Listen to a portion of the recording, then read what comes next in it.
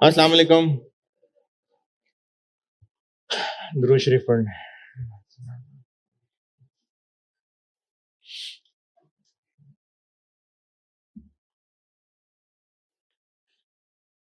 हाँ जी, एक सवाल कहा था और आपने किया भी होगा। नहीं किया?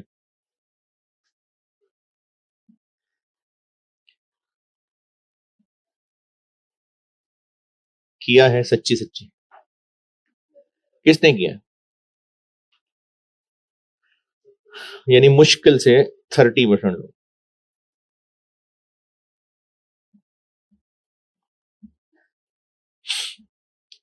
करना है कि नहीं करना?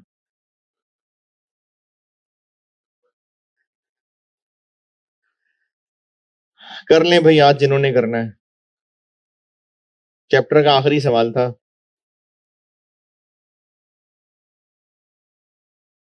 ऑटम 5 करके आइएगा।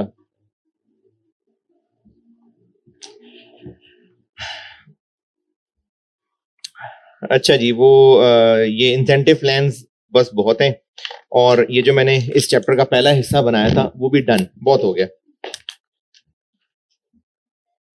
है। वो बताया तो था, बस ये ज़बानी ज़बानी है, यानी इसमें कोई न्यूमेरिकल नहीं है।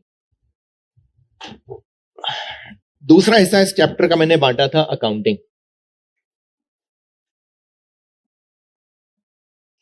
ये जो सारी कैलकुलेशन हो गई इसकी अकाउंटिंग, क्या डेबिट क्रेडिट होगा ये।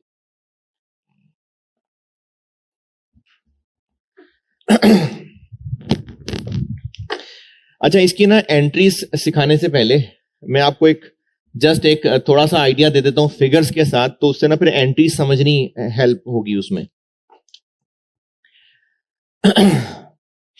अगर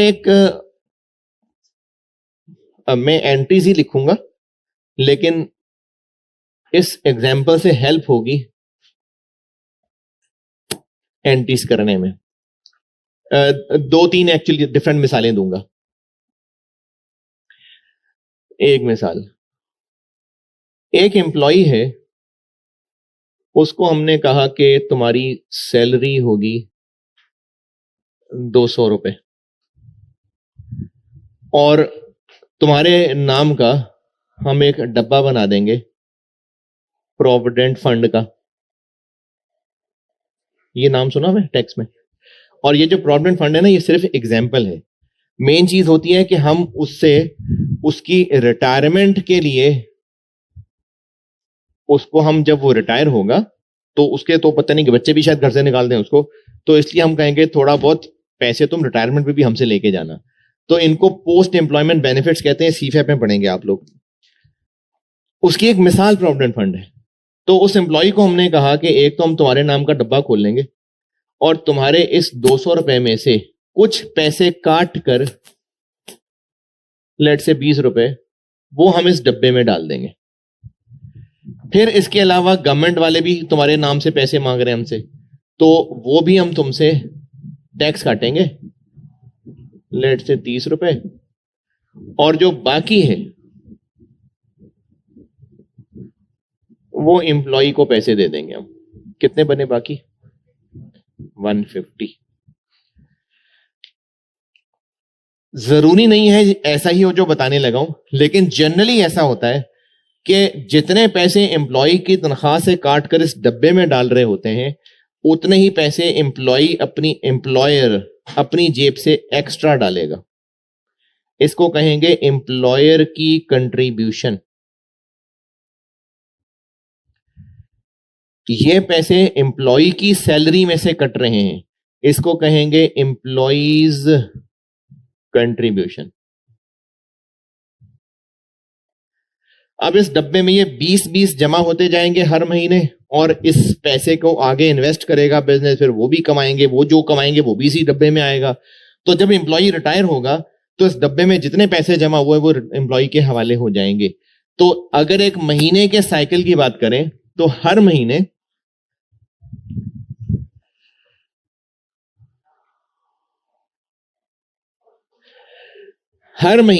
उसकी जो ग्रॉस तनख्वाह है उसमें से कुछ डिडक्शंस होने के बाद बाकी पैसे उसको मिल जाएंगे। ऐसा भी हो सकता है कि एम्प्लॉय ने कभी कोई एडवांस पहले लिया हुआ था, तो उसमें से भी कुछ पैसे काटेंगे।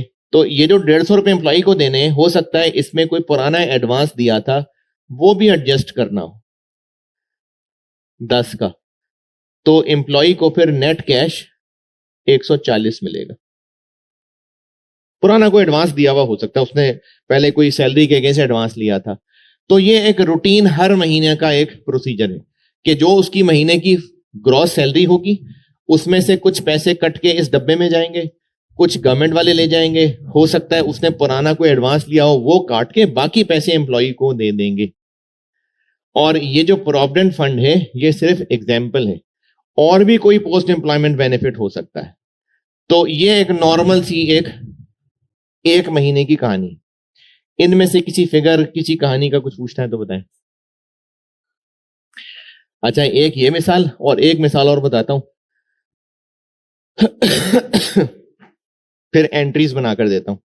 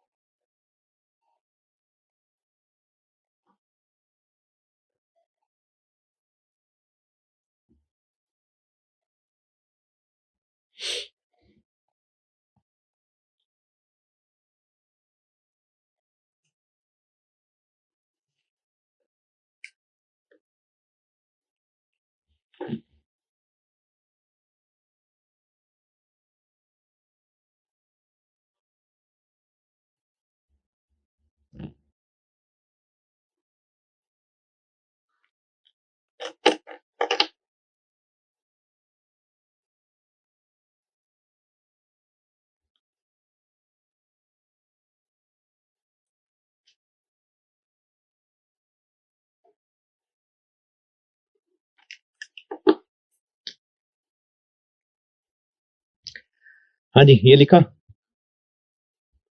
अच्छा, एक छोटी सी मिसाल और फिर मैं इनसे ना एंट्रीज बनाकर दिखाता हूं।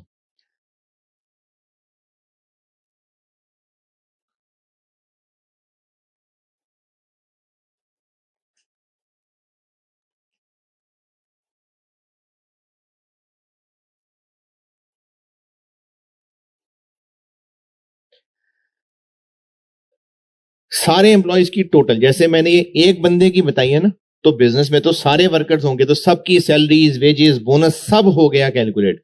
तो जैसे मैंने एक बंदे का 200 बताया है, सारे बिजनेस के एम्प्लॉयज का टोटल ये 7 मिलियन हो गया। अब ये जो 7 मिलियन है ये सारे एम्प्लॉयज का ग्रैंड टोटल है। 140 है ये है। अच्छा हाँ, सॉरी, एक जुमला और बोलना, वो मिस हो गया। एम्प्लॉयर का टोटल एक्सपेंस कितना, एम्प्लॉयर को ये बंदा टोटल कितना कॉस्ट कर रहा है? 220, क्योंकि 200 तो उसके साथ तय है, 20 मजीद अपनी जेब से डालना है, तो एम्प्लॉयर को ये बंदा टोटल 220 कॉस्ट कर रहा है। ठीक है, अब ये सब एम्प्लॉयज का टोटल एक्सपेंस आ गया, लेकिन बिजनेस ने इसकी चूंकि अकाउंटिंग करनी है, तो बिजनेस ना फिर इसके 3 टुकड़े करेगा। इनफैक्ट पहले 2 टुकड़े, फिर मजीद 2 टुकड़े। फैक्ट्री के लोगों का हिस्सा अलग और ऑफिस के लोगों का अलग। ये पीछे इन्वेंट्री के चैप्टर में भी कहीं ना कहीं किया है ये काम। फिर जब फैक्ट्री का टुकड़ा पता चल जाएगा, तो इसमें से मजीद 2 टुकड़े होंगे। प्रोडक्शन वाले लोग अलग, जिसको कहते हैं डायरेक्ट लेबर, और इनडायरेक्ट लोग अलग, जो होते हैं एफओएच। अकाउंटिंग चूंकि इनकी अलग अलग करनी है, तो बिजनेस फिर इस टोटल सारे एम्प्लॉयज की टोटल सैलरीज, वेजेस, सब उसके पहले फैक्ट्री और ऑफिस के अलग अलग हिस्से करेगा, फिर फैक्ट्री के भी दो अलग अलग हिस्से हैं।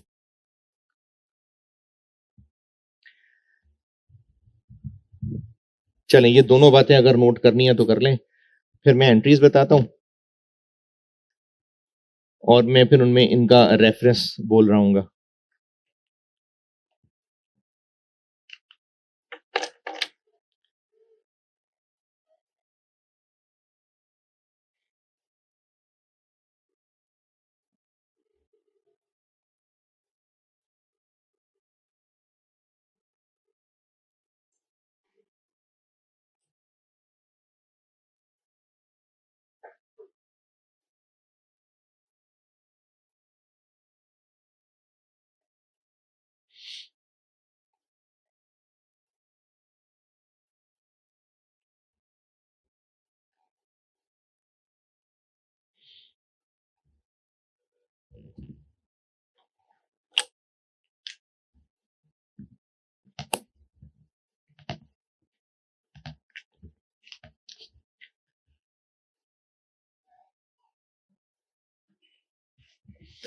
अच्छा, मैं आपको बता रहा हूं सारी, जरूरी नहीं कि सवाल में सारी हूं, मैं तो आपको उस पूरी एंट्रीज का प्रोसीजर बता रहा हूं।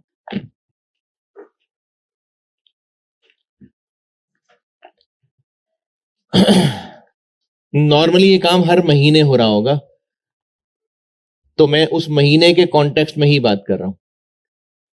एक काम हो सकता है कि during the period employees salary के अगेंस्ट कुछ एडवांस ले लें। तो अगर कोई एडवांस दिया हुआ हो,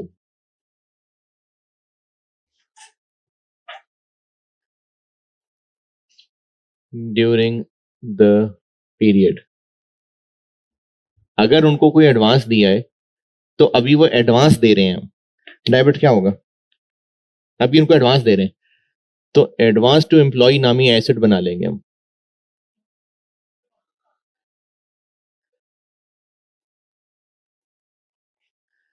और पैसे हो जाएंगे क्रेडिट।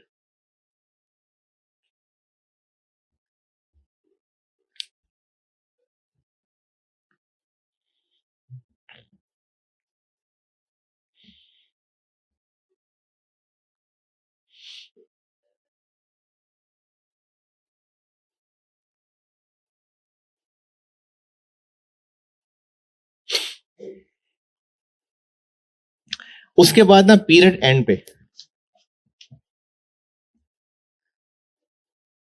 ये जो सारे एम्प्लॉयज के टोटल सैलरीज निकाली होती है ना, इसको पेरोल भी कहते हैं। ये सवाल में पेरोल का वर्ड भी यूज हो सकता है इसके लिए। तो हम साल के या पीरियड जो भी है, महीना है अगर, उसके एंड पे हम पेरोल करेंगे, रिकॉर्डिंग ऑफ पेरोल।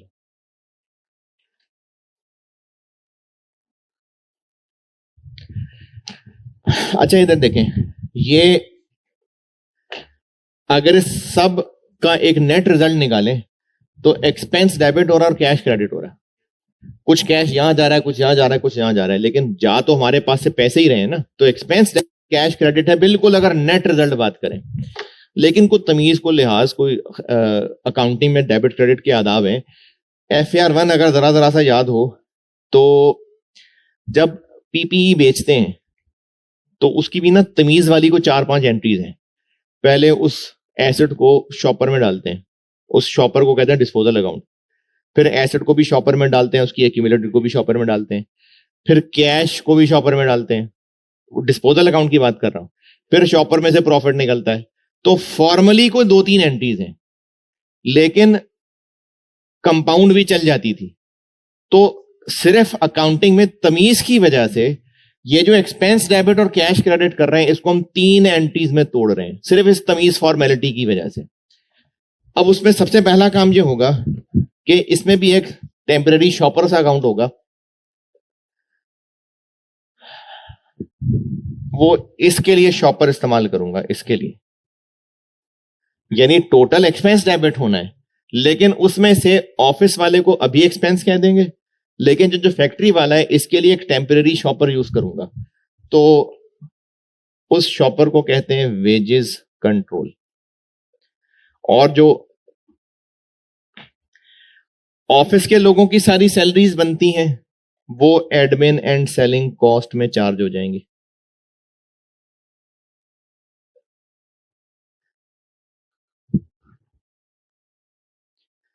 ये मैं ना इस मिसाल में वैल्यूज ले लेता हूं ताकि फायदा तो हो मुझे मिसाल देने का। 7 मिलियन में से 5 ये है, 2 ये है, इस 5 में से 4 ये है, 1 ये है। तो अगर मैं इस मिसाल को यूज करूं तो अभी मैंने वेजेस कंट्रोल कितने से डेबिट किए? 5 से, और एडमिन सेलिंग 2 से। तो ये पूरा 7 मिलियन का जो एक्सपेंस बनना था, जिसको फिलहाल हमने ऑफिस वाले को तो एक्सपेंस डेबिट कर दिया, फैक्ट्री वाले को फिलहाल एक्सपेंस डेबिट करने की बजाय एक टेम्पररी अकाउंट बनाया वेजेस कंट्रोल का। तो ये टोटल 7 मिलियन हो गया debit. And net result credit क्या होना है? कैश। लेकिन फॉर्मेलिटी है, बस जबरदस्ती के तमीज बनाई हुई है, तो हम फिलहाल कैश करने की बजाय पेएबल्स बनाएंगे। किस किस को कितने कितने पैसे देने होंगे? कुछ पैसे इस डब्बे में जाने होंगे, कुछ पैसे गवर्नमेंट को देने होंगे, कुछ एडवांस काट के बाकी एम्प्लॉय को देने होंगे। है तो ये पूरा 7 मिलियन का ही ब्रेकअप ना। देखिए मैंने यहां 7 मिलियन नहीं लिखा हुआ, लेकिन एक बंदे का समझाया था। तो अगर सारे एम्प्लॉयज की बात करें तो इस 7 मिलियन के अगेंस्ट ही तो ये सारा कुछ क्रेडिट होना है। तो जितना हमारी जेब से कैश जा रहा है, जा तो सब कैश रहा है, लेकिन फॉर्मेलिटीज में हम फॉरेन कैश क्रेडिट करने की बजाय पहले पेएबल्स ले आएंगे। पेएबल टू प्रोविडेंट फंड वाला डब्बा, पेएबल टू गवर्नमेंट, इसको विद होल्डिंग टैक्स पेएबल भी कह सकते हैं। Credit credit credit. फिर पेएबल टू एम्प्लॉय, लेकिन एम्प्लॉय को पैसे देने से पहले कुछ पुराना एडवांस दिया भी काटना है, तो एडवांस क्रेडिट हो जाएगा।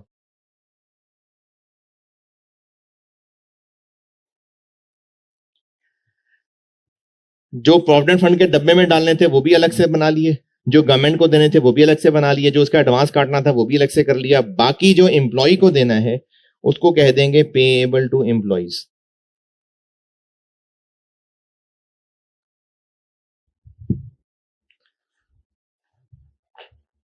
अभी समझने में जो कमी रह रही है ना, मैं आपको ये एंट्रीज पूरी कराने के बाद एक सवाल करवाता हूं, उससे वो हो जाएगा क्लियर। उसके बाद भी रह जाएगा तो जरूर बताइएगा।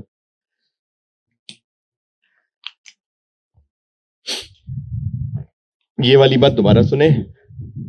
इस सारी मेहनत का नेट रिजल्ट ये है कि एक्सपेंस डेबिट और कैश क्रेडिट, लेकिन ये एक्सपेंस डेबिट और कैश क्रेडिट फॉर्मेलिटीज के लिए हमने 3 एंट्रीज में तोड़ा है। ये डेबिट और ये सब क्रेडिट। अब ये जो डेबिट था इसमें से एडमिन सेलिंग तो ये एक्सपेंस ही है, लेकिन वेजेस कंट्रोल फिलहाल एक शॉपर है। अब दूसरी एंट्री इस शॉपर को खोलने की करेंगे, उसको कहेंगे चार्जिंग ऑफ पेरोल।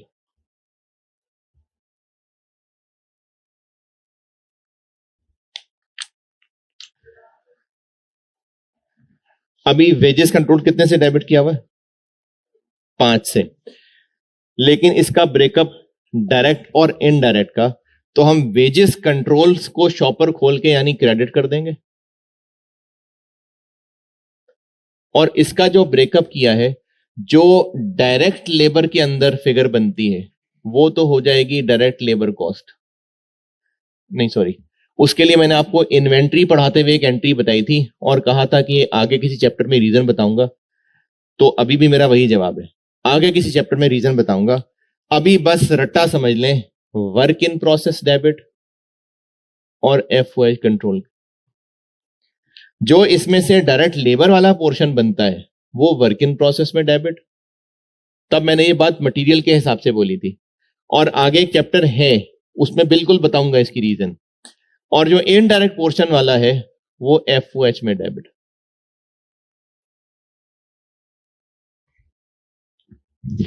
तो ये जो हमने अभी फिलहाल 5 मिलियन से शॉपर डेबिट किया था, उस 5 मिलियन को वेजेस कंट्रोल क्रेडिट, और उसमें से जो डायरेक्ट पोर्शन था वो वर्क इन प्रोसेस में डेबिट, और जो इनडायरेक्ट लेबर का पोर्शन था वो एफओएच।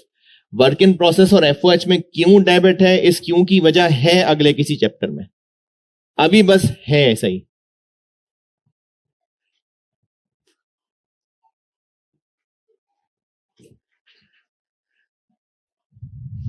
तो ये सारी मेहनत हमने इवेंचुअली क्या करनी थी, एक्सपेंस डेबिट, कैश क्रेडिट, लेकिन इसको हमने 3 एंट्रीज में तोड़ा है।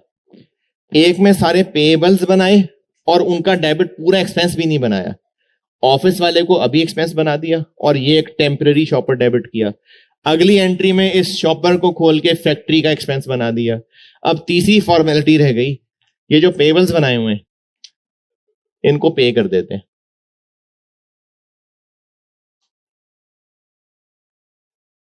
तो जितने पेबल्स हैं वो पेबल्स डेबिट और पैसे क्रेडिट। एक था पेबल टू प्रोविडेंट फंड, एक था WHT यानी विद होल्डिंग टैक्स कहते हैं इसको, with holding tax payable. Advance तो पहले दिया था ना, वो एडजस्ट किया है, ये पेएबल तो नहीं है, ये पेएबल नहीं है, ये तो एसेट क्रेडिट हुआ था, ये एसेट में कमी हुई थी। और एक था पेएबल टू एम्प्लॉइज,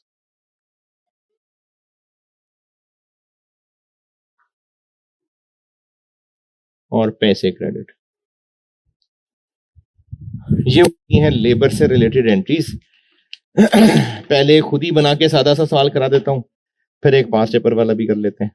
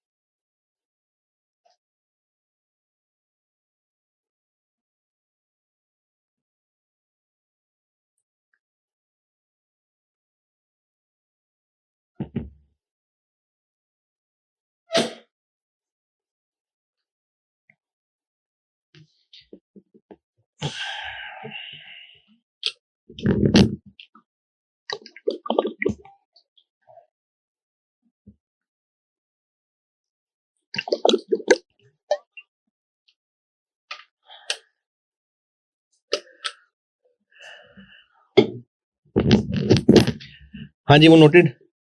चलें सवाल लिखें।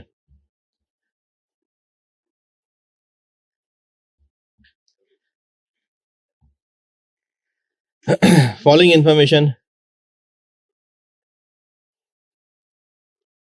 relates to the month of June 2025. Following information relates to the month of June 2025.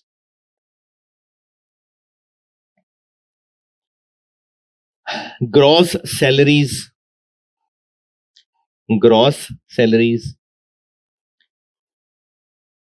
और इसके साथ ब्रैकेट में लिखें एक्सक्लूडिंग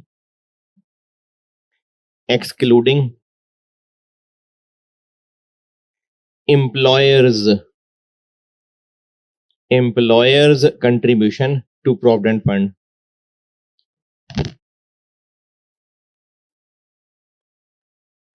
ब्रैकेट बंद। अच्छा, ग्रॉस सैलरीज की अमाउंट है 15 million. 15 million.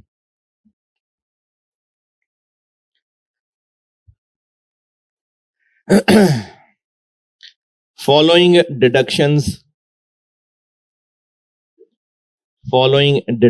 were made from gross salaries।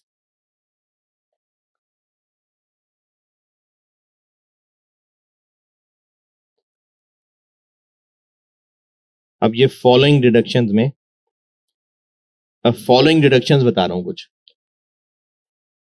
यानी अब ये डिडक्शंस वर मेड है ना, तो ये उसके नीचे बता रहा हूं।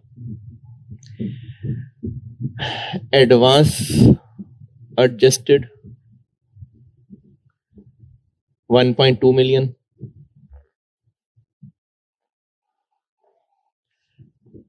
withholding tax 4.5 million, और employees contribution to provident fund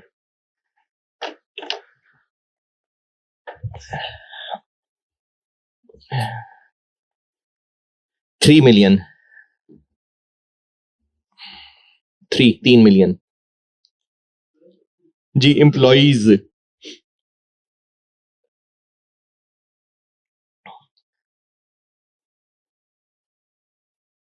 उसके बाद लिखें, बस ये डिडक्शन वाली बात यही पूरी हो गई।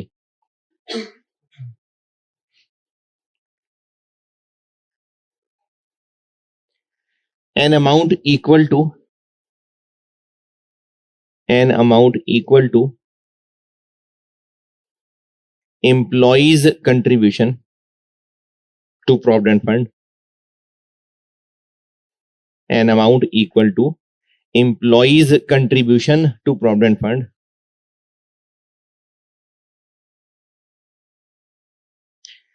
is also contributed by employer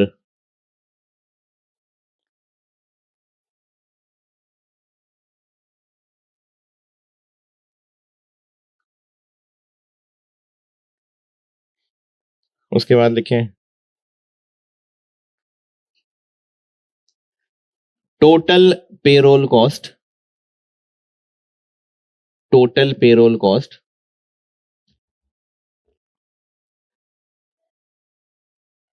is chargeable as follows,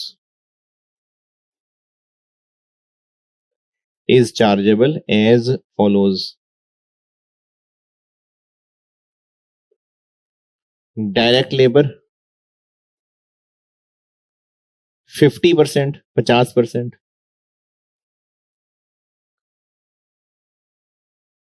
FOH 30%, और admin and selling costs 20%।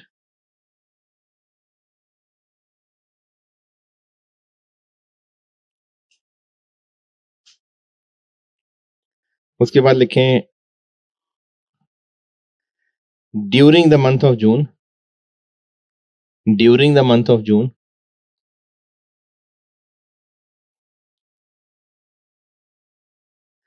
further advances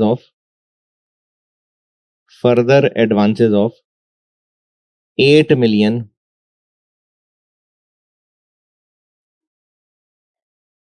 were paid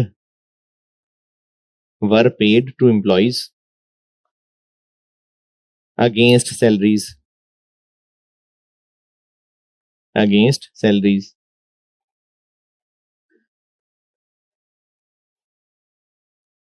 और फिर लिखें, all payments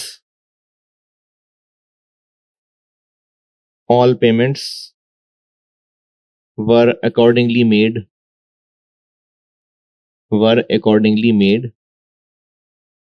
at end of month।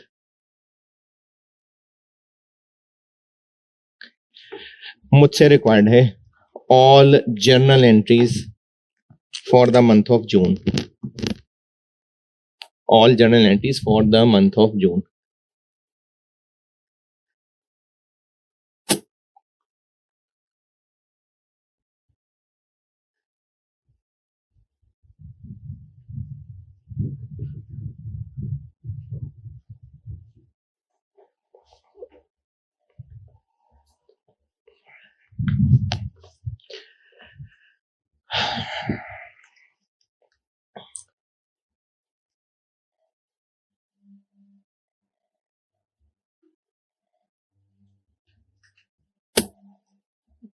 जी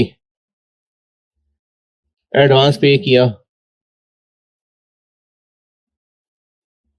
क्या एंट्री?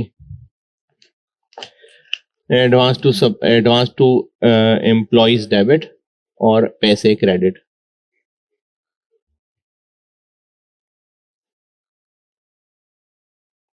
$8 million। इस पे कोई इतराज है जी? नहीं। फिर हमने इस पेरोल को करना है रिकॉर्ड, यानी जो टोटल हमारी सैलरीज वेजेस कॉस्ट बनती है उस सब को हमने करना है रिकॉर्ड। तो कितनी बनती है? 15 मिलियन। 15 के 18।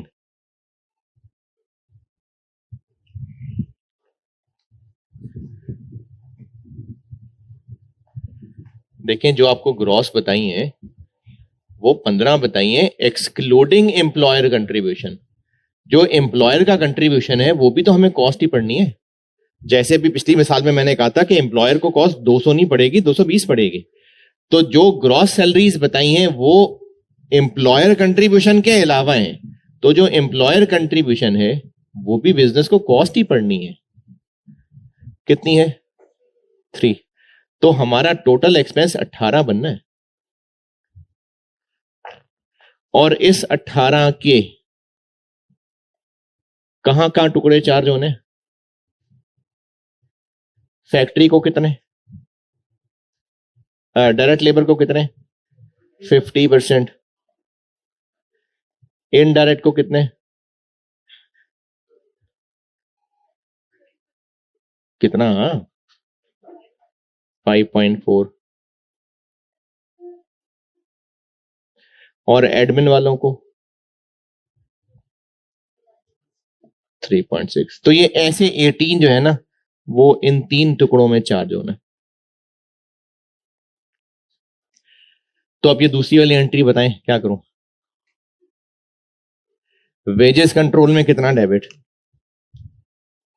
हाँ 14.4। और एडमिन एंड सेलिंग कॉस्ट में कितना? 3. अब इसमें से जिसके पैसे देने हैं उसके नाम का पेबल बना लेते हैं। प्रोविडेंट फंड में कितने डालने हैं हमने? नहीं, 6 मिलियन। इस 18 मिलियन में एम्प्लॉयर वाला कंट्रीब्यूशन नहीं ऐड कर लिया यार। ये जो 18 मिलियन है ये 3 एम्प्लॉयर वाला ऐड करके है ना, तो वो 3 और वैसे भी एम्प्लॉय के तो काटना ही है 3। तो डब्बे में हमने 3 नहीं 6 डालने। 18 में से तो 6 ही डालने हैं ना। जो मैंने एग्जांपल 1 अभी बताई थी, अगर आप उस एग्जांपल 1 को देखें तो 220 में से डब्बे में कितना जा रहा है? 220 में से 40। 200 में से 20 कट रहा है और 20 और जा रहा है। तो अगर हम पूरे एक्सपेंस की बात कर रहे हैं तो वो तो डब्बे में 40 जा रहा है। तो जब मैं 18 के अंदर ये फिगर शामिल कर चुका तो 18 में से तो 6 जाना है। और कहां कहां जाने पैसे? विद होल्डिंग टैक्स पेएबल सरकार को कितने देने? 4.5। फिर एक पुराना दिया हुआ एडवांस था, जरूरी नहीं है ये पुराना दिया होगा, वो एडजस्ट करना है। तो पहले एडवांस दिया था तो एसेट बनाया था, अब उसके पैसे कट रहे हैं तो एसेट कम हो रहा है। कितना? 2। और बाकी जो बनेगा वो फिर हमने अपने एम्प्लॉइज को देना होगा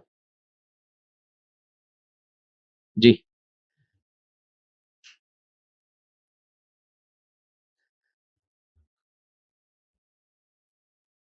$6.3। ये हो गया पेरोल रिकॉर्ड।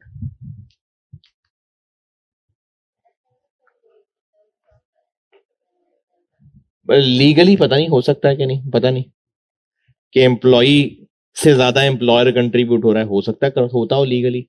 होगा तो सवाल वाला बता देगा। अभी तो मैंने कहा ना इक्वल अमाउंट। पेरोल, अब वो जो वेजेस कंट्रोल का एक शॉपर डेबिट किया था, अब वो शॉपर खोल लेते हैं। तो जब उस शॉपर को चार्ज करेंगे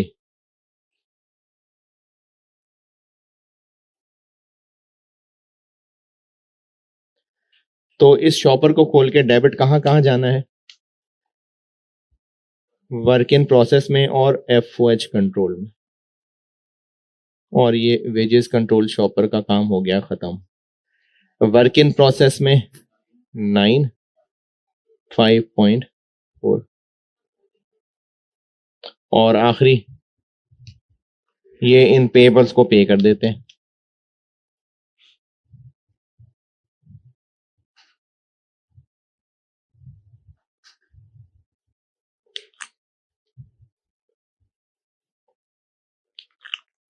ये पेबल्स हो जाएंगे सारे डेबिट। तो payable to provident fund,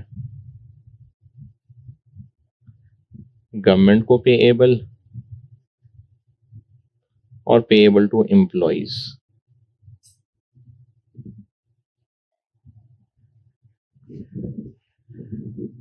six 4.5 6.3 और ये सारे पैसे दे देंगे तो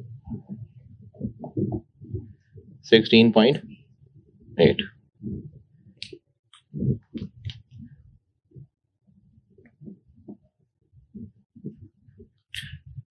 ले जी, ये होती हैं लेबर की एंट्रीज।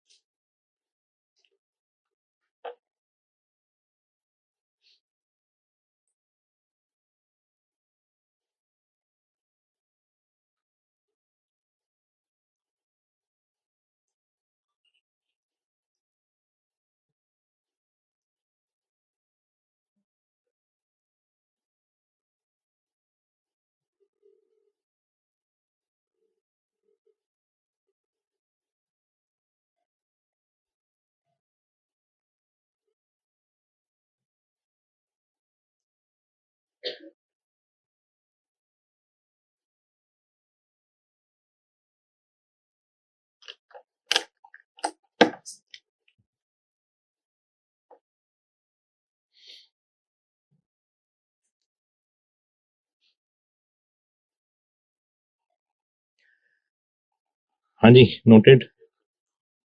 किसी फिगर, किसी डेबिट क्रेडिट पे कोई परेशानी है, एतराज? तो ये ऐसे ही है, सिंपल सी है इसकी अकाउंटिंग। अच्छा, एक ना सवाल आया था पास्ट में, था बड़ा अजीब सा सवाल, उसमें कुछ आउट ऑफ सिलेबस चीजें भी थी। लेकिन ना ये जब पहले पेपर कॉस्ट अकाउंटिंग होता था तो ये एग्जामिनर की एक बड़ी कॉमन प्रैक्टिस है कि पास्ट में आए हुए सवालों को ही थोड़ा बहुत चेंज करके पूछा करता है, ऐसा होता है। तो उसमें अगर कुछ आउट ऑफ सिलेबस चीज भी थी, मैं बता देता हूं, लेकिन अजीब सा सवाल था ना तो उसको इग्नोर नहीं करना चाहिए। एग्जामिनर उसको थोड़ा बहुत चेंज करके दोबारा पूछ सकता है। तो इसलिए वो सवाल अगर आपको अजीब लगे तो परेशान नहीं होना, यही है बस। इसमें कोई मुश्किल है? बस ये इतना ही है, इसी तरह का है। और लेबर खत्म, बस खत्म। वो जो बाकी दो चीजें वो डिसीजन मेकिंग में पढ़ाऊंगा, अभी का बस ये बहुत हो गया लेबर। लर्निंग कर्व और वो जो मैंने डिसीजन मेकिंग स्टाइल क्वेश्चन लिखे थे वो डिसीजन मेकिंग के साथ पढ़ाऊंगा, अभी खत्म लेबर। ये जो अभी एंट्रीज बताई ऐसे ही है, लेकिन सिर्फ पास्ट का एक अजीब सा सवाल है। और इस चांस पे के पास्ट में ऐसा होता रहा है कि वो सवाल चेंज करके दोबारा पूछते हैं। इस वजह से वो सामने करा रहा हूं क्लास में।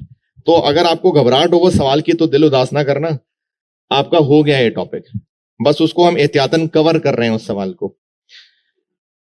ऑटम 10 देखें चैप्टर में होगा,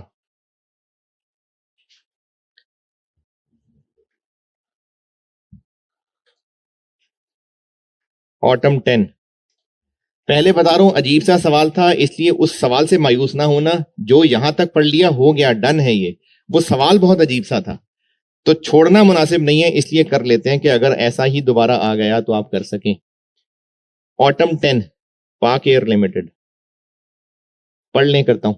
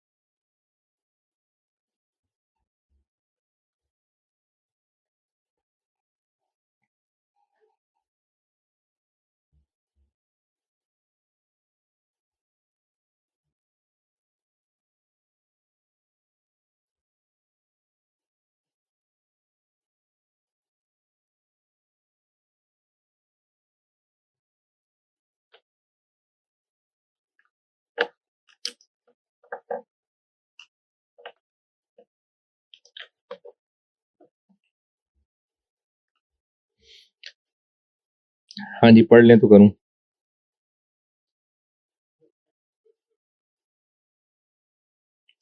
सवाल पढ़ लेते तो कर लेता। इसमें आपको अजीब अजीब क्या क्या लग रहा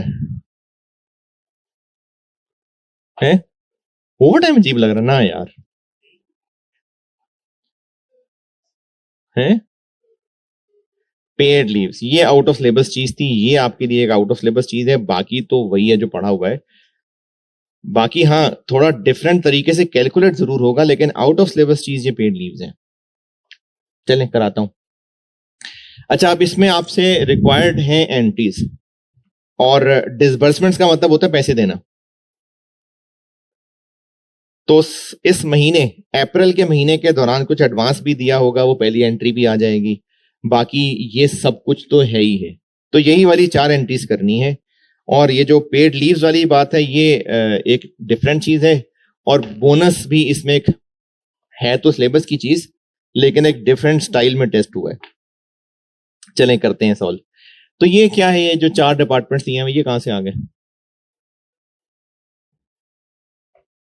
ये जो मैंने आपको ये फिगर्स बता दी थी ना, वो अब डायरेक्ट के भी 2 डिपार्टमेंट हैं, एफओएच के भी 2 डिपार्टमेंट हैं, क्योंकि जो प्रोडक्शन के लोग हैं वो डायरेक्ट लेबर में आएंगे और जो सर्विस के लोग हैं वो एफओएच में आएंगे। तो ये इसी को थोड़ा और तोड़ दिया सवाल में, वरना एंट्रीज ये 4 ही हैं। तो पहले वर्किंग्स पूरी कर लेते हैं, फिर उससे मैं एंट्रीज बना देता हूं। वर्किंग इसलिए क्योंकि हमें ना ये सारी फिगर्स का ब्रेकअप दिया हुआ है, उनको टोटल करेंगे तो ये फिगर्स बनेगी।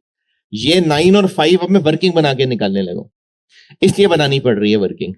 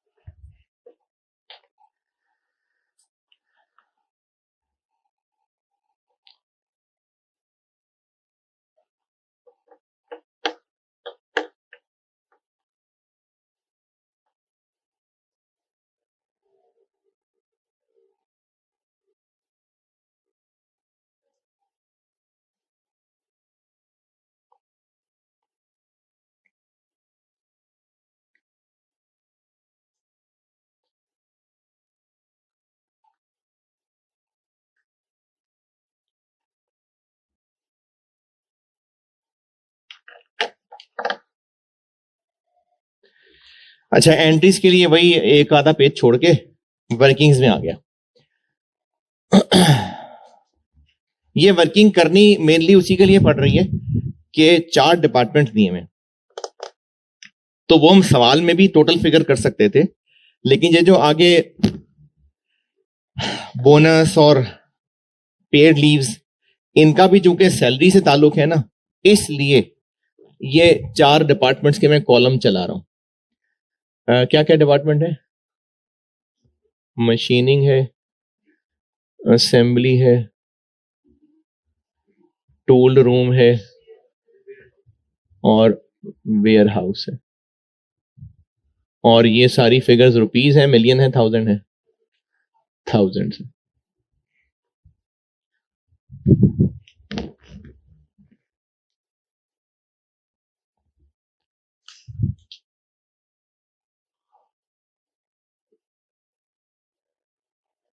जी, ग्रॉस सैलरीज 1400, कितनी? 75। और ओवर टाइम भी है, क्योंकि ओवर टाइम इसके अलावा है ना, तो उसने अलग से दिया हुआ है। 75, 40, 15। अच्छा, पिछले सवाल के हवाले से अगर बात करूं तो ये 15 मिलियन है या 18 मिलियन है? जो भी पिछला सवाल किया उसके कॉन्टेक्स्ट में पूछ रहा हूं। ये 15 मिलियन है। एम्प्लॉयर का कंट्रीब्यूशन इसमें शामिल नहीं है।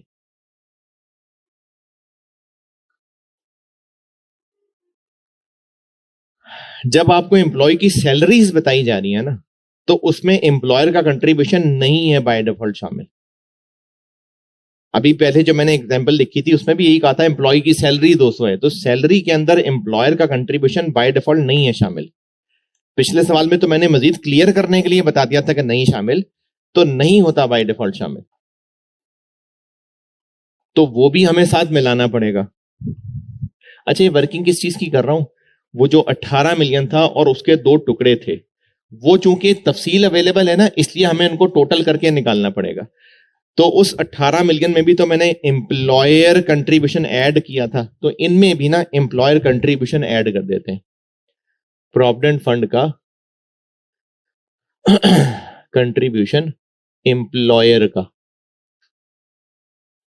कितना है वो? ये जो सैलरीज हैं इनका 8.33%। तो ऊपर जो ग्रॉस सैलरी लिखी हुई है हम एग्जामिनर को बता रहे हैं कि उस सैलरी का 8.33% करने लगे हम जी। 1500 1 2 पॉइंट्स हैं तो वो भी बता दें। 4.95 नहीं, ग्रॉस सैलरी ओवर टाइम के साथ ये चीजें लिंक नहीं होती। कंट्रीब्यूशन ओवर टाइम किसी महीने है किसी में नहीं है।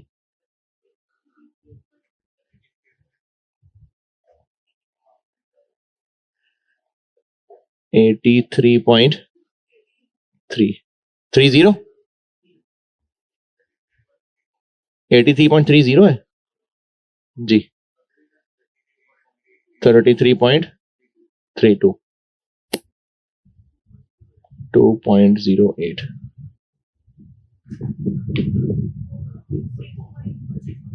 24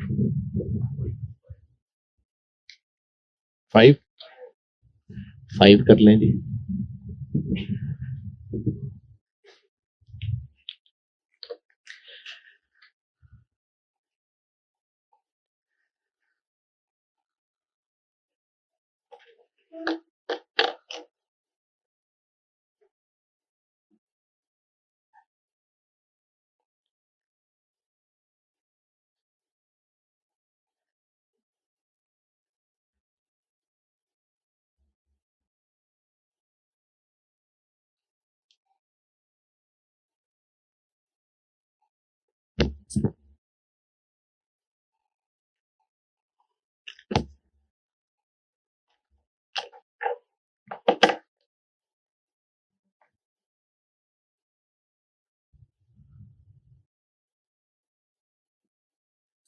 प्रोविडेंट फंड तक ये ग्रॉस सैलरी पे परसेंटेज लगाइए। ओवर टाइम तो देखें आज है कल नहीं है, तो इसलिए ये जो कंट्रीब्यूशन प्रोविडेंट फंड का होता है इसका ताल्लुक ग्रॉस सैलरी से ही है।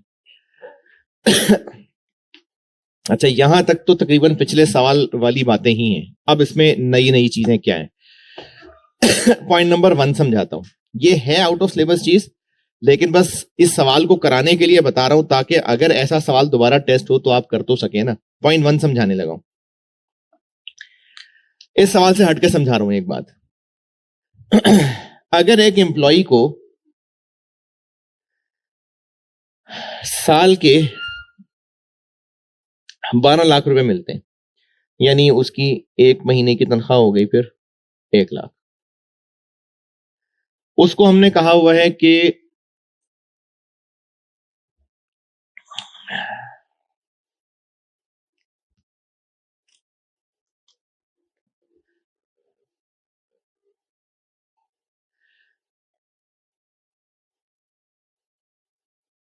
तुम्हें ना साल में 1 महीने की छुट्टियां अलाउड हैं और पेड लीव्स अलाउड हैं। क्या मतलब पेड लीव्स? उस महीने छुट्टी करेगा तो भी पैसे मिलेंगे, और अगर छुट्टी नहीं करेगा, हाँ इसमें ना और एडवांस चीजें भी हैं, लेकिन बस आपके इस सवाल की हद तक बता रहा हूं कि अगर छुट्टी नहीं करेगा तो उसके पैसे ले ले। हाँ जी, छुट्टी करेगा पैसे कटेंगे नहीं, लेकिन अगर काम कर लेगा तो वो पैसे हमसे एक्स्ट्रा ले ले आके। तो बिजनेस ने ना अंदाजा लगाया कि ये छुट्टी नहीं करेगा और उसको पैसे देने पड़ जाएंगे, तो बिजनेस इस 1 लाख रुपए को एक्सपेंस बनाकर पेएबल बना लेगा, इस उम्मीद पर कि वो घर नहीं बैठेगा और आ जाएगा काम करने। लेकिन अगर वो वाकई अगर उसने छुट्टी नहीं की और पैसे लेने आ गया, तो entry payable debit cash credit, और अगर वो छुट्टी कर गया तो इसको रिवर्स कर देंगे दोबारा। उसने जो हमने जो उसको छुट्टियों का कहा है, तो अगर वो छुट्टियां नहीं करेगा तो उसको पैसे दे देंगे, छुट्टी करेगा तो ठीक है कर ले छुट्टी। तो हम इस उम्मीद पे कि वो छुट्टियां नहीं करेगा एक्सपेंस डेबिट पेएबल क्रेडिट कर लेंगे, अगर तो वाकई छुट्टी नहीं की तो जब पैसे देंगे तो पेबल डेबिट कैश क्रेडिट, और अगर छुट्टी कर गया तो ये जो हम सोच के बैठे थे उसको पैसे देने पड़ेंगे, ये रिवर्स हो जाएगा। ये आपके सिलेबस की चीज नहीं है, ये सीए फाइनल में है, लेकिन पता नहीं एग्जामिनर को लगा शायद कॉन्सेप्चुअली बच्चा खुद कर सकता हो, तो पॉइंट 1 में वो टेस्ट हुआ था। अगर समझ नहीं आता तो उसको छोड़ देना पॉइंट 1 को, कोई मसला नहीं।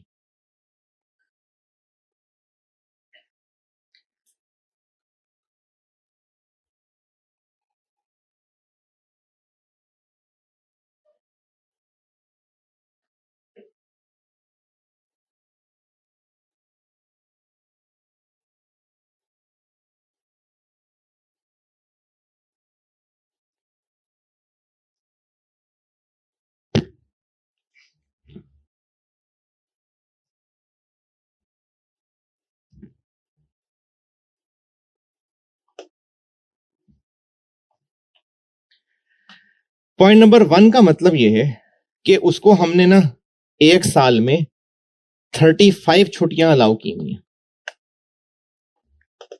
साल की 35। और पॉइंट नंबर 6 में लिखा हुआ है कि ये वाली जो एंट्री है हम मंथली बेसिस पे करते हैं। Company follows of policy of accruing, accrue करने का मतलब होता है एक्सपेंस डेबिट और पेबल क्रेडिट करना, ऑन अ मंथली बेसिस। ये पूरे साल में एक दफा एंट्री करने की बजाय इसके 12 टुकड़े करके हर महीने एंट्री कर लेते हैं। ये पॉइंट नंबर 4 की अंग्रेजी का मतलब है। लिखा हुआ है ना ऊपर पर ईयर, पॉइंट नंबर 1 में लिखा तो हुआ है 35 paid leaves are allowed per year. एक महीने में तो वैसे भी 35 अलाउड नहीं होंगी ना, तो लिखा भी हुआ है पर ईयर। तो साल की 35 छुट्टियां अलाउड हैं, और उसका जो साल में एक दफा ये एंट्री करनी थी, तो पॉइंट 6 का मतलब है कि इसके 12 टुकड़े करके हर महीने ये एंट्री करते जाते हैं। तो ये जो ऊपर इस वक्त सैलरी है ये एक महीने की है।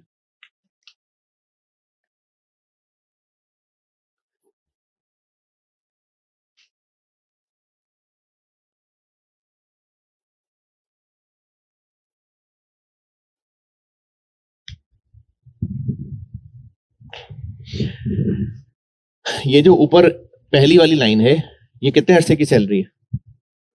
एक महीने की।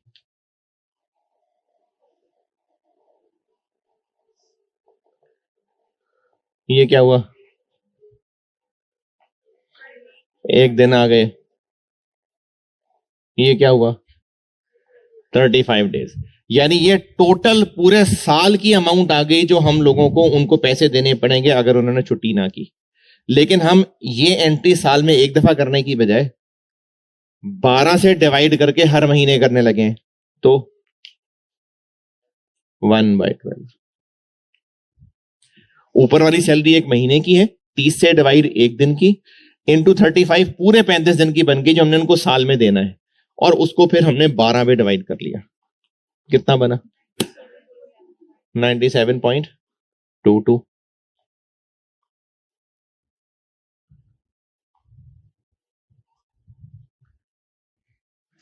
38 पॉइंट जी 89, 2.43, 7.30 कर लें जी।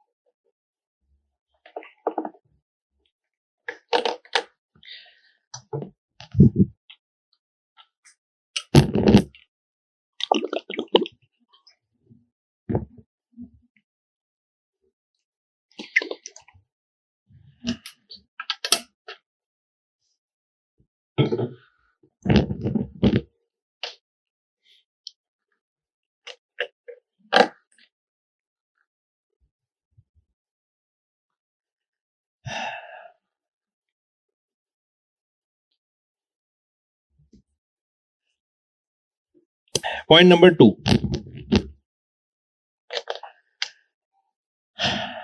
अगर हमने एम्प्लॉइज को बोनस देना है और अभी दिया नहीं है तो एंट्री क्या हो जाएगी? Expense debit, payable credit. Point number 2, annual bonus, यानी एनुअल बोनस साल में एक दफा, कितना? इक्वल टू 1 मंथ सैलरी, यानी हम साल में एम्प्लॉइज को 12 की बजाय फिर 13 सैलरीज देते हैं।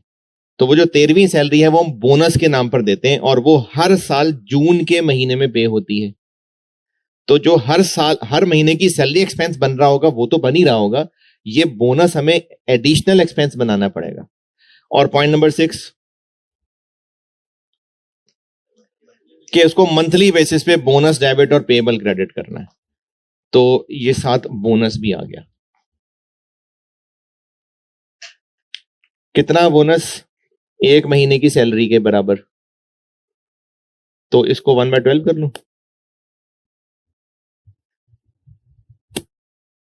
इतना बोनस है, लेकिन देना ये है पूरे साल में। तो हम इसके 12 टुकड़े करके थोड़ा थोड़ा एक्सपेंस बनाएंगे।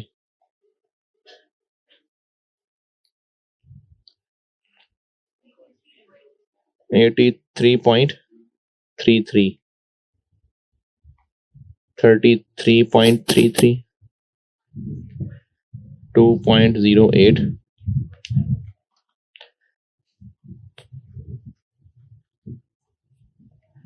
जी 6.25।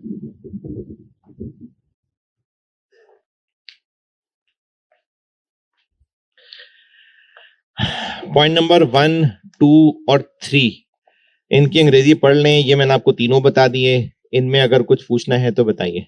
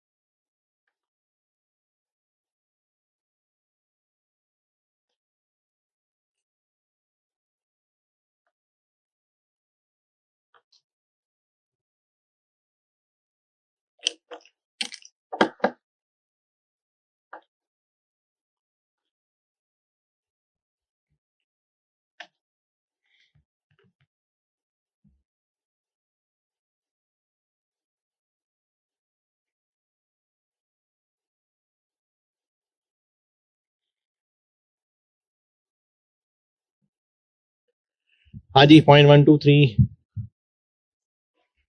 ओके। पॉइंट नंबर 4 और पॉइंट नंबर 5, नहीं पॉइंट नंबर 4 नहीं, सॉरी, पॉइंट नंबर 5.5, एडवांस दिया कितना इस महीने और एडजस्ट कितना हुआ, तो ये वो पहली और दूसरी एंट्री में इस्तेमाल हो जाएगा। पॉइंट 4 ये क्या है?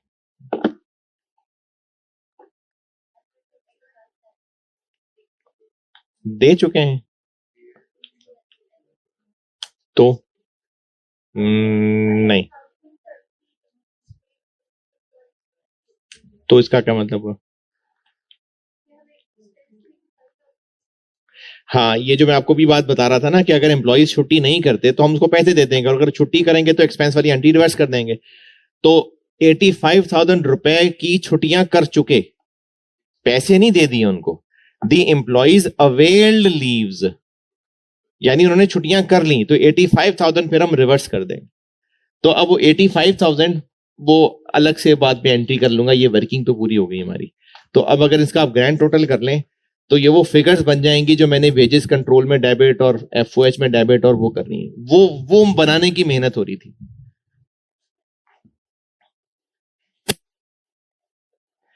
ये जो पिछले सवाल में मैंने 15 मिलियन दे दिया था ना, वो हमें बनाना पड़ा है जी। 133.8.85,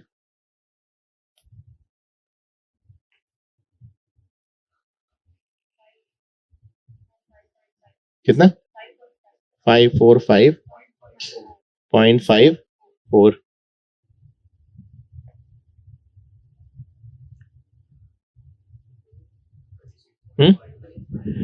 36.59 106.8।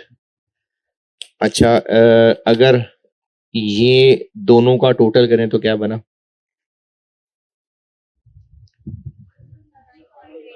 किधर? आखिर वाला? ये ठीक है। अच्छा, उन दोनों का टोटल करें, इन दोनों का 188.4.39 और इन दोनों का टोटल करें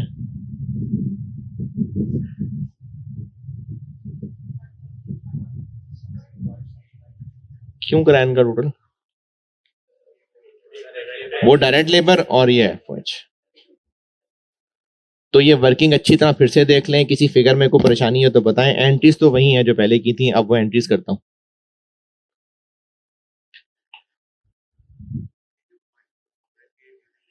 ये मैं आपको भी एंट्री करते समझा देता हूं। 0.4 के अलावा देख लें जो पॉइंट समझना है या कैलकुलेशन देखनी है।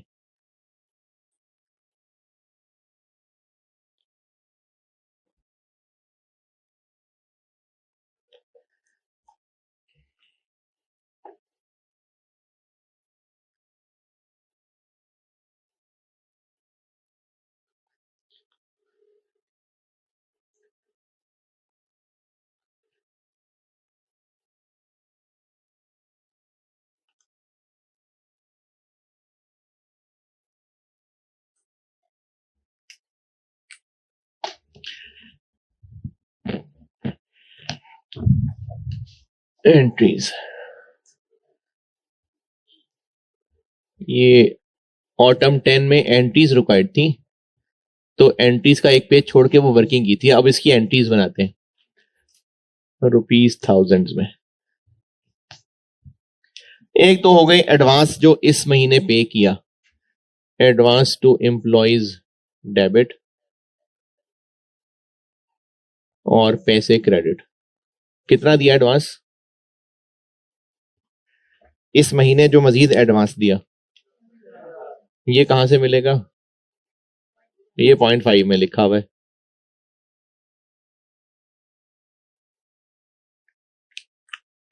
जी 17, वो ऊपर थाउजेंड्स में है। ये तो हो गई एडवांस की एंट्री। फिर दूसरी वाली एंट्री क्या? पेरोल रिकॉर्ड करने वाली। एडमिन सेलिंग के लोग हैं कहीं? तो बस ये सारा का सारा वेजेस कंट्रोल में डेबिट।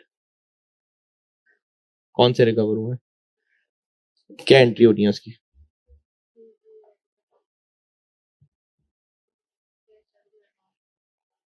नहीं नहीं, एडवांस से ये सैलरी में से कट रहे हैं ना। रिकवर का मतलब है सैलरी में से काट लिए।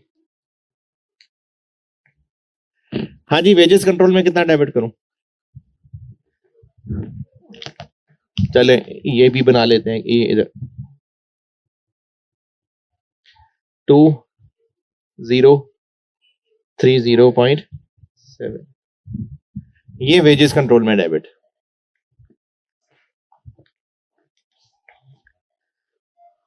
2030.78।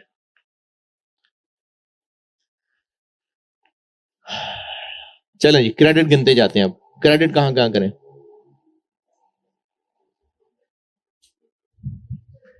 Payable to top and fund,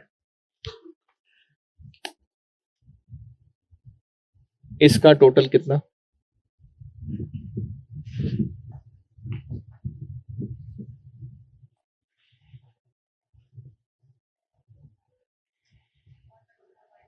$124.95 और इसका टोटल कितना?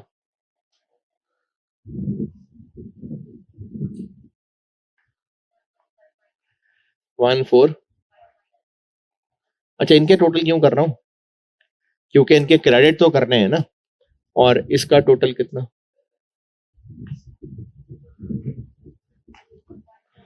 124.95। 9 9। हाँ जी, अब बनाए एंट्री, क्या बनेगी? पेएबल टू प्रोविडेंट फंड,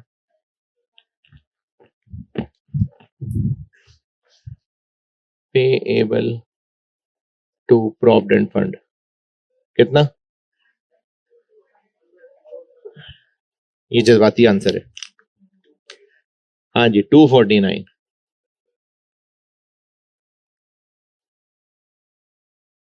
क्यों 249? पिछला सवाल देखें। Payable to provident fund credit 3 million तो नहीं किया था, 6 मिलियन किया था। 249.9। हमने प्रोविडेंट फंड के डब्बे में तो टोटल ही डालना है ना, तो उसको 2 से मल्टीप्लाई कर दिया। और क्या क्रेडिट करूं?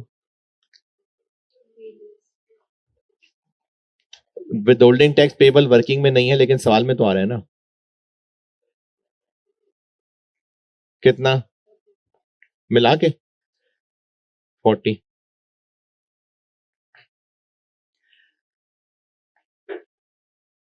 हाँ जी, अब और बताएं वहां से क्या पेएबल करूं।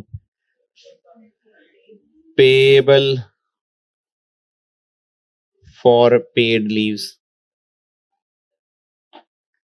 145.84। और क्या क्रेडिट करूं? Bonus payable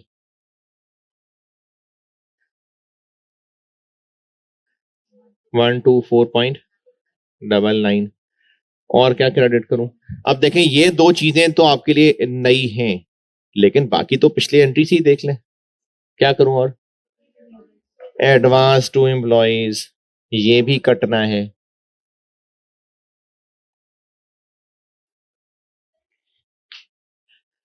$28। अब पेएबल टू एम्प्लॉइज,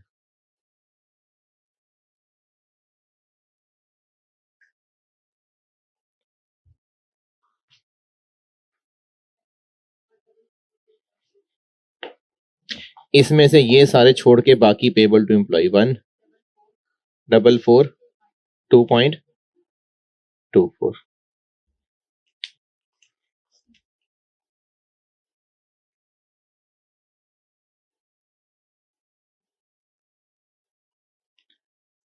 देखें, ये दो चीजें नई हैं, डिफरेंट हैं सवाल में, बाकी तो ये पिछले सवाल में ही बताया था।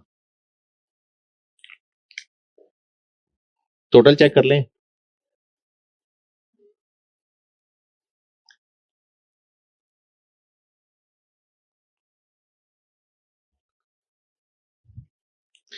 फिर इस वेजेस कंट्रोल को खोल के वर्क इन प्रोसेस में डेबिट, एफओएस कंट्रोल में डेबिट, और इसको हम कह देते हैं चार्जिंग ऑफ पेरोल।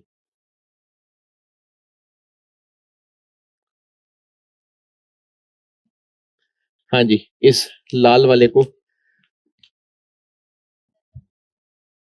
188.4.39, 146.39 और 2030.78। और ये जो पेबल्स बनाए हैं, इनमें से कौन कौन सा पे कर दें? प्रोविडेंट फंड के डब्बे में डाल देते हैं पैसे।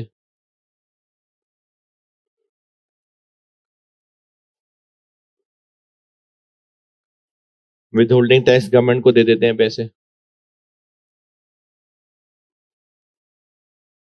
ये वाले अभी दे देंगे पैसे? नहीं। बोनस? नहीं, अभी नहीं देना। एम्प्लॉयज को दे देते हैं पैसे।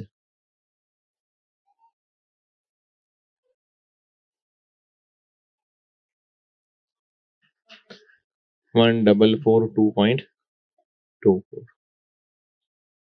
और पैसे क्रेडिट।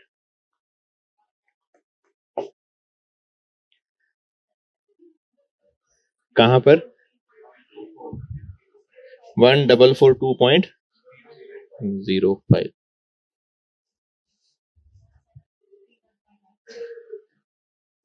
जी, 1795।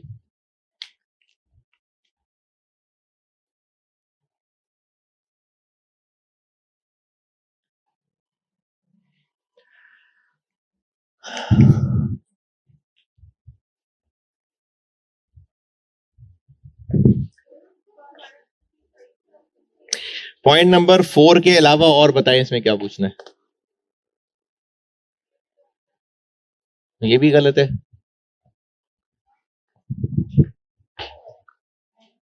ये इन 3 को ऐड करना है।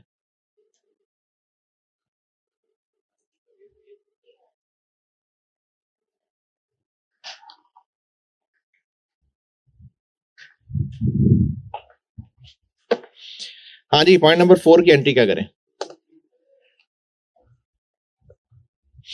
अच्छा, वो जो हमने ये पेएबल फॉर पेड लीव्स बनाया हुआ है, इसको रिवर्स कर देते हैं, इसको debit, payable for paid leaves 80, credit कहां जाएगा इसका, कैश, पैसे नहीं दे रहे, इतनी अमाउंट की छुट्टियां वो कर रहे हैं, तो एक्सपेंस तो पता नहीं किधर गया, वो तो उधर चला गया। नहीं नहीं, पेड लीव एक्सपेंस मैंने कहां बनाया है, इसका जो एक्सपेंस है वो तो इनमें चला गया हुआ। तो जो एम्प्लॉइज का सारा एक्सपेंस है वो यहां चला गया ये, तब इसको क्रेडिट करना है कितने से, 85 से तो करना है, किसको पता नहीं, प्रोडक्शन के लोग हैं, एफओएच के लोग हैं, पता नहीं कौन से हैं। तो इसलिए सेफ ये है कि आप work in process debit FOH control दोनों लिख दें, क्योंकि जो एक्सपेंस है वो इधर यही तो है वो एक्सपेंस। और अगर आप दोनों ना लिखना चाहें तो दोनों को तोड़ के लिख दें, 85 को इस रेशो में तोड़ दें, ऐसे कर दें चाहे, लेकिन ये सेफ है। ये हमने जो पेड लीव्स थी वो यूटिलाइज हो गई। इस आउट ऑफ सिलेबस चीज के अलावा और इस थोड़े डिफरेंट स्टाइल की चीज के अलावा बाकी तो वही है।